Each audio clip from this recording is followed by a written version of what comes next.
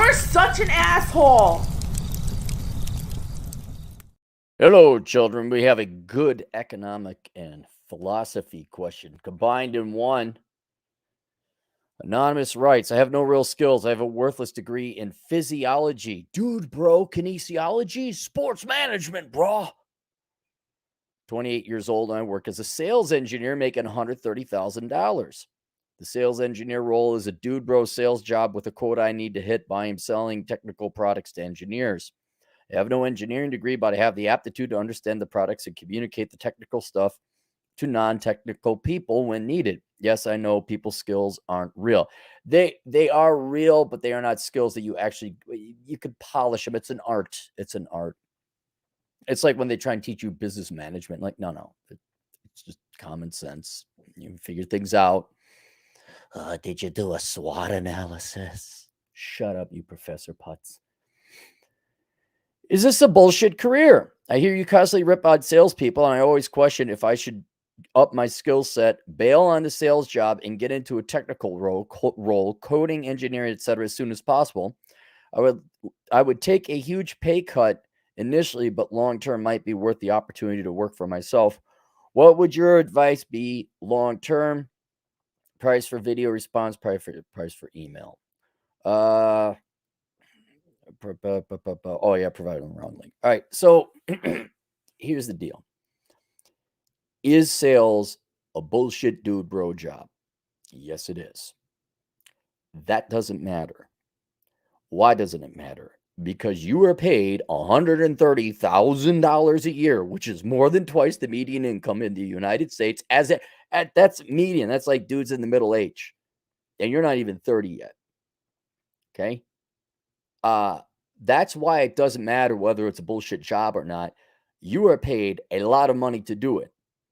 Now, what a lot of people fail to realize is the element of chance in the world and luck. And probably because it's so rare, good luck. Right?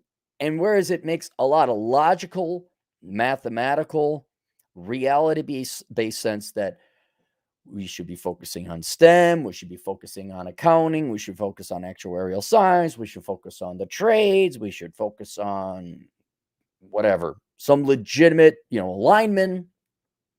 There are 320, 340 million people in the United States, more than half of which are adults. And some of us get lucky. There's luck, right? I am lucky. At no point did I say, I'm not one of these posers on the, I earned this I worked really hard. No, I got lucky. I was born when the internet was going to come around when I was an adult. I got stuck and pigeonholed at dumbass banks where they could only give me about 2 hours a day of work, but I couldn't leave because, boomer bosses make, the stars all lined up. I had the dumb boomer. If I can't see you working, how do I know you're working? So I would write blogs. I'm going way back to just show you how it's luck. Out of boredom. Which then parlayed into, I got an audience there. Then I got the YouTube podcasting with the MP3s, and now we got YouTube, and here we are. Now there's some quirky things along the way I did, like Sit Up Asshole Consulting. Ha ha! Won't this be funny? Beer money. What? How much? Right guy, right place, right time, right technology, right environment. Just happened upon me. I think the guy who was he was the actor in Bones, and he's a handsome fellow. He was just walking his dog. So the story goes, whoever that actor is, he was just walking his dog one day in LA, and some director, producer, whoever was in charge, like, hey, do you want to be on a show? Because he looked the part. He was like, yeah. And he got, how did Matthew McConaughey how did he get in there? Did he go to theater school? Or did he just oh my goodness, look at me, I'm such a good looking fella. Look at my long, luxurious locks. I don't age a bit now. That's all right. That's okay. I'm like the tall, good looking, handsome herb. And I've also talked about it before. Perhaps, I don't know how long you've been tuning into the show. I talk about people who have what's it. Very similar situation to yours, where Hey, Cappy, I know you hate banking. And yeah, people in banking are scumbags and they should all be dragged out in the street and taught a lesson in calculus. But I started out as a teller, and 5 years later they want me to head up the branch, or they are paying me to go to their underwriting school, or they want me to be, senior lender. And I've talked about how there's some guys, predominantly guys, but some gals too, who have what's called it. They just got it. They have it. Don't know what it is. I don't know if they're like really good looking or the hair or what, but they just fit in that environment and they make great money. And it is not us to question the why or the how. It is to mercifully, humbly, and joyfully thank the gods that it happened. And there is the whole point of going into engineering or accounting or whatever is so you can make $130,000. By the time you're 40, you've managed that before you're 30.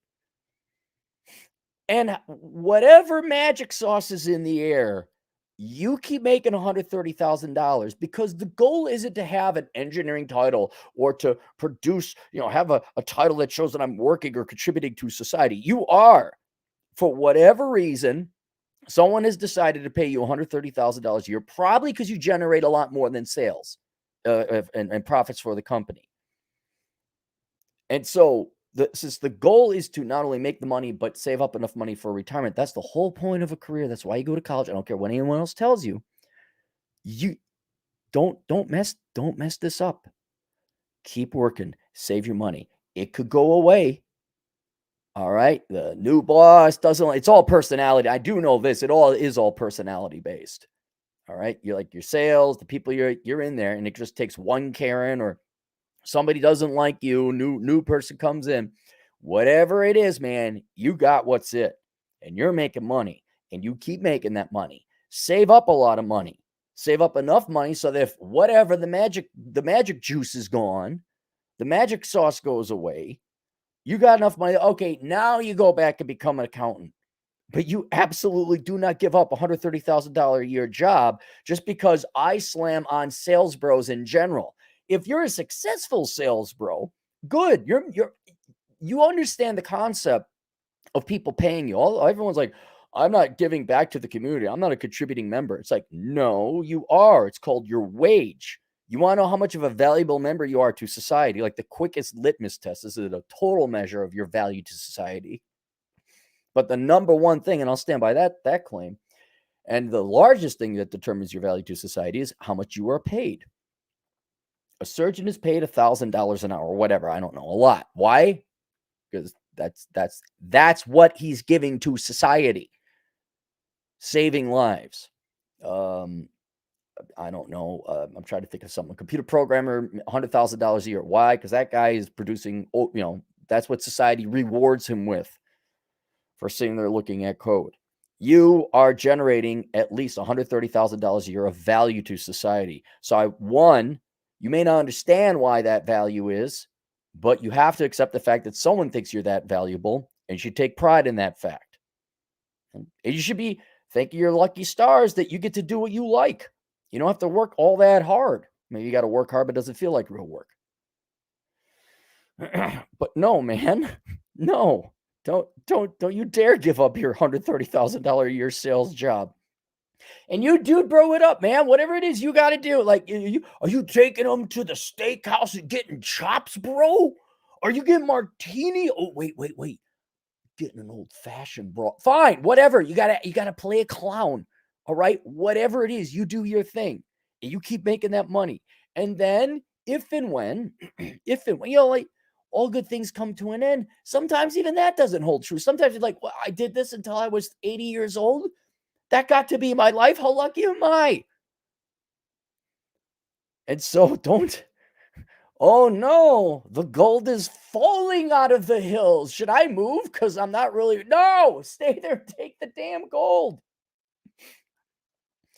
And also to alleviate your guilt, you're doing something somebody likes. You're doing something of benefit and value to society. Otherwise, you wouldn't be paid that much. So is it a BS career? Yeah, generally it is. I mean, look at Sterling Cooper, all right? He was paid to have sex with women. Is that really a career? Not really, no. But he got paid for it. And there was work. I mean, usually if you think about it, there is work. You're flying around doing this, that. You're spending your time on it. So there is work involved. But sometimes you get paid to do fun. There's people that get paid to taste beer, the beer meisters. There's people that I don't know. I mean, girls get to lie around and have orgasms all day on fans only, OnlyFans.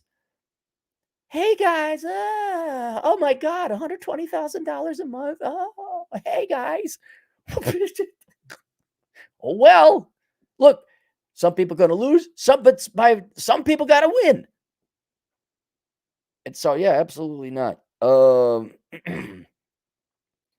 Yeah, and then down the road, if you're like not sure the sales is going to last forever, because that I've known a couple sales bros where everything was great, they all got their Beamers, and then the company went bankrupt, or they said no, we're cutting commissions, you're making too much money, and then funnily enough, the people who cut the commissions of their best sellers, and then the best sellers leave or don't perform, and then they don't make the money, and they wonder why the company goes bankrupt. So that's very common in sales bros. Sales bros aren't that smart. They don't think that far ahead. But in the meantime, yeah, and save a little money on the side. If you got some time at night, you want to study accounting at Western Governors University, absolutely take a course or two, just to something to do, something for a little bit of intellectual engagement. But you absolutely do not give up this job. All right. We got one super chat here. Reen Schwarzer, $5. Boxer Andy Ruiz sued by girlfriend. Another Tiger Woods story. Yeah, there was another in Israel, as he's featherweight in MMA, and his girlfriend presumably is suing him. Okay, girls, you go ahead. Meanwhile, someone on Twitter, I forget the guy's name, was posting all these population charts that shows you the population in the United States is obviously tanking. Like, oh my God, what do we do? I don't know. How about you? Maybe I'll do that before I take off to the gym today. All right, that's it. Questions, answers, assholeconsulting.com. Link below for those of you who have a little bit of question about the role your career and money should play in your life. I have a course linked down below called Achieving Financial Excellence. To the client who sent this, will you please take that course and take a look at it so you understand the role money plays in your life, and consequently the role your career should play in your life. So you're like, oh, okay, yeah, I shouldn't give it up. And we'll see you all later, Toodles.